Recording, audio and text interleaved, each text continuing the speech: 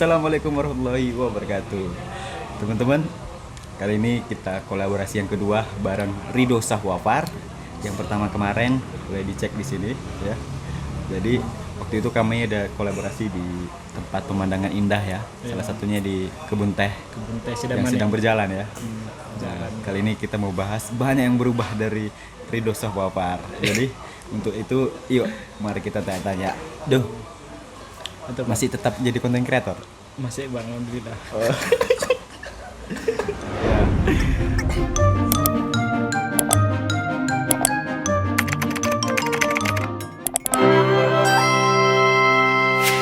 Dan katanya tuh kemarin ada problem dari nama sebelumnya. Sebelumnya kan di konten pertama kan namamu Ridho Sahwafar ya? Iya, desain shop bang. Desain shop, ya desain shop.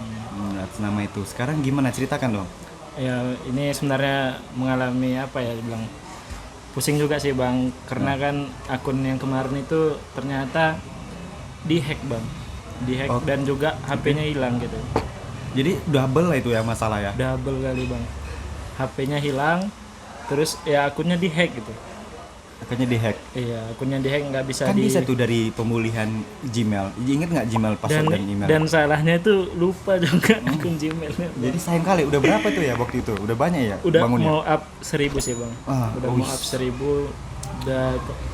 Dan bagus sih, udah banyak impresinya juga bagus gitu. Akunnya masih ada sekarang? Masih ada bang. Masih ada. Cuma dia nggak ada perkembangan ya? Nggak ada perkembangan. Alah, sayang banget ya. Sayang bang. 900. Itu udah 900 sih bang. Bentar lagi kalau kita buat selainnya dua konten lagi mungkin naik sih 1000 tuh. Jadi solusinya kayak mana waktu sekarang? Apakah masih dengan nama yang sama atau gimana? Ya itulah bang, berawal dari tadi. Baru dari salah. Shop, ya agak sempat down sih bang. Agak sempat down gitu kan. Kayak mulai nggak ya konten lagi nggak gitu. Ya ternyata ya dimulailah bang gitu kan dengan namanya Selagi Muda. Selagi Muda namanya sekarang. Oke teman-teman, yang Ridho Sahwafar Desain Shop ganti sekarang Selagi Muda. Ya, Desain Shop. Bisa dicek di sini ya. Bisa cari di Instagram. Selagi Muda. Itu bahasnya sama nggak sama yang sebelumnya? Bahas apa aja di kontennya? Ya hampir sama bang, cuman konsepnya berbeda sih bang. Ini kayak lebih minimalis gitu. Terus ya kita kayak lebih mengedukasi gimana sih berkarya mudah gitu. Oh, berkarya mudah. Itu bahas tentang desain juga masih? Bahas tentang desain gitu. Jadi aku ngambil tagline itu enjoy design with smartphone. Enjoy with design. Gimana sih smartphone. kita bisa belajar desain, enjoy dan melalui HP gitu bang. Karena kita lihat di sini kan banyak sekali para pemuda gitu kan yang bingung gitu berkarya gitu. Ketika dia mau berkarya dia insecure gitu bang. Insecure. Aku belum punya perangkat yang keren gitu, belum punya ROG. Harus punya alat-alat yang canggih, RAM-nya besar dulu gitu. RAM-nya besar dulu. Bisa gitu. Banyak gitu. Ya sebenarnya dari HP juga sebenarnya bisa bang gitu kita buat konten desain gitu. Itu sih yang aku coba bangun gitu. Dari konten itu. Dan Selagi Muda, makna dari Selagi Muda gimana sih? Kenapa milih itu jadi? Ya nih awal ceritanya bang. Kita mau kronologinya lah ini. Kronologinya gitu kan. Kenapa sih Selagi Muda gitu? Banyak orang heran gitu. Selagi Muda apa tuh gitu kan? Ternyata itu tadi aku mau cerita sedikit bang. Kronologinya Selagi Muda ini namanya Selagi Muda gitu. Ya berawalnya dari sering-sering gitu sih bang. Kan kalau di kota itu kan banyak para orang-orang tua yang terlantar gitu. Ada orang-orang yang masa mudanya tiba-tiba dia jadi orang yang tidak bermanfaat gitu. Malah jadi orang-orang yang mohon maafnya jadi orang gila gitu. Karena melihat itu tadi kayak merasa perenungan lah gitu kan. Aku di masa muda ngapain aja ya gitu. Masa di umurku yang sekarang ini. Oh, ini tanya ke diri lah ya. Iya, tanya ke diri gitu. Masing-masing. Tanya ke diri masing-masing. Ya, itu tadilah. Itulah terbentuk Selagi Muda. Ketika kita masih muda, ya selagi muda ya udah kita berkarya gitu loh. Makanya selagi berkarya selagi muda dan mudah. Itu tagline-nya. Berkarya selagi muda dan mudah. Mudah dan mudah. Oh, mudah. Karena dan mudah itu kan identik dengan kemudahan, Bang. Simple. Ya, apalagi zaman sekarang orang yang pengen praktis ya. Praktis gitu. Identik dengan ya masa muda itu kan apa-apa mudah yang dilakukan pada saat muda kan, Bang. Kepikiran kali kayak gitu ya. Jadi kayak aku dapat kata-kata yang dari pendiri stand up comedy. Kata-katanya nggak jauh beda sama yang kau bilang. Kalau dia pernah bilang gini, jangan pernah matikan mimpimu, karena sebab ia nggak pernah mati. Dia hanya bisa pingsan dan dia akan kembali bangkit dalam bentuk penyesalan. Artinya kalau kita dari muda kita punya impian atau mimpi kita pendam, kita biarin, lama-lama di hari tua nanti jadi nyesal. Berarti kayak gitulah ya. Berarti kayak orang tua yang kau lihat itu kan sayang banget dia. Waktu sekarang udah tua dia baru menyesali. Waktu muda aku ngapain? Iya Bang, bener kali Bang. Kayak gitu ya. Kayak gitu sih Bang. Nah, itu yang dikatakan dia. Makanya aku juga lihat kalau dari beberapa kan penikmat podcast nih suka banyak kali ku nikmati podcast yang ada di YouTube. Itu ku lahap habis deh. Dalam sehari itu bisa 4 atau 5 podcast. Jadi banyak kali inspirasi rata-rata anak-anak muda yang di bawah kita. Kan dirimu 22 tahun ya sekarang ya. Ada yang 18 tahun, ada yang 22 tahun, 20 tahun udah mendapatkan benefit 100 juta pertamanya di bulan berapa di pengusaha iya makin viral. Jadi umur 25 dapat 100 juta pertama. Itu hari tuh makanya lo lihat itu kan. Itu menggigit kali. Tapi di satu sisi di zaman sekarang kan yang abang lihat, kalau orang-orang kayak di sosial media manapun, sosmed, TikTok, di Instagram, Twitter, lagi-lagi nggak ada lagi semua transparansi. Apa yang mereka usahakan mereka sebarkan. Tapi di satu sisi ya orang-orang yang baru mulai malah insecure. Mereka udah dapat segini di usia gini, mereka udah gini-gini. Nggak bisa gitu juga. Maksudnya jangan karena kawan-kawan atau yang lainnya udah sukses, dirimu baru mulai, jangan takut. Terlambat itu nggak apa-apa, asal jangan nggak ada bergerak kan. Kayak dirimu kan sekarang udah ada, sebenarnya waktu udah ada kontenmu, udah ada sosmedmu ya, yang dulunya kita kasih motivasi. Kok kontennya bahasnya bukan desain sih, sebenarnya kok suka desain. Sebelumnya kan itu kan apa sebelumnya cyber library, perpustakaan cyber. Tapi kalau misalnya ada kawan 2-3 masih enak ya. Ini dirimu sendiri ya. Makanya pilihan itu lagi ke kau kan. Kami ngasih pilihan. Ya udah pakai aja yang deket samamu, relate samamu. Ya udah dipikirlah desain, bangun udah mau 1000 nih tanjakannya. Tiba-tiba boom hilang. Turun guys, aduh. Tapi dirimu yang saya salut ya dari abang itu. Kau lagi mau bangkit gitu, dan kau cari ilmu-ilmu baru. Tiba-tiba sehari one day one post. Kami lagi semangat nih. Tiba-tiba senangnya abang kalau misalnya dapat mention, kau dapat ada ini semangat nih. Oke, repost. Jadi kasih reward dengan repostnya dia. Itulah yang senangnya dari dirimu. Makanya kita ketemu ini, kita bahas selagi muda kontennya dia. Selain Instagram, apakah ada lagi nanti menuju yang lain, sosmed lain di selagi muda ini? Rencananya sih podcast sih Bang. Podcast? Apa itu kira-kira? Jadi kayak bahas sama sendiri atau kolaborasi sama yang lain? Soalnya nanti kolaborasi juga gitu sama konten kreator lain gitu kan. Ngebahas tadi lebih ke self improvement seorang desainer untuk berkarya gitu sih Bang. Self improvement seorang desainer. Iya. Itu boleh tuh. Jadi ya banyak para pemula gitu kan, kayak Rido juga kan sering ngerasain kayak insecure gitu, terus kayak malas ngonten gitu, nggak semangat gitu. Gimana ada sih? Ada kan masa-masa itu kan? Pernah juga ngalamin itu. Jadi kayak mana sih? Itu sebagai pengingat Rido juga sih untuk teman-teman juga kan, biar supaya menyemangati diri dan juga teman-teman yang lain dari podcast tadi sih Bang. Ada tahu namanya apa podcastnya? Selagi muda juga. Iya, nggak apa-apa. Namanya buat jaringan wawasan lagi ya. Ruang selagi muda. Iya, ruang selagi muda. Iya, ruang sendiri buat itu sendiri. Iya sih, masih monolog sih Bang. Monolog ya. Oh, bisa juga tuh dikaitkan sama TikTok. Tinggal masukkan footage video, suaramu, jadikan kata-kata jadi tuh. Jadi konten itu di TikTok sebenarnya. Tapi memang fokusnya di Instagram dulu ya. Instagram dulu. Masih akan naik juga ke channel lain kan? Iya. Kalau misalnya udah berkembang di Instagram, ya mungkin target sih 1000 follower dulu, baru nanti hijrah ke konten lain sih, gitu sih Bang. Menurutmu ya, sejauh ini di 2021 media sosial kan makin banyak nih.